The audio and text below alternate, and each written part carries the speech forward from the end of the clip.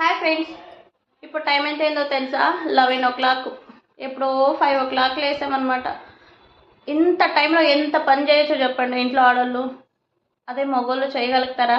నిద్ర లేవగానే టిఫిన్లో రెడీ చేయాలి, భోజనాలు రెడీ చేయాలి, ఇంట్లో పనులన్నీ చేసుకుంటూ చిన్నపిల్లల్ని లేపించి వాళ్ళని రెడీ చేపించి వాళ్ళకి ఫుడ్ పెట్టి స్కూల్కి పోయే కొందుకు 8:30 ఆటికి సచ్చగొర్రె అంత హడావిడి ఉంటుంది వాళ్ళు ఇంట్లో ఉంటే.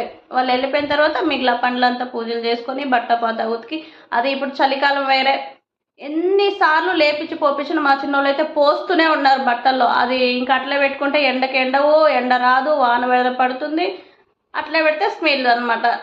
బట్టలంతా ఉతికేసి ఇంకా మేము స్నానాలు చేసుకొని దీపం పెట్టే కొందుకు ఇంత టైం. చూడండి, తల కూడా ఆరలేదు, ఇంకా తినే కొందుకు ఆ టైం పడుతుంది.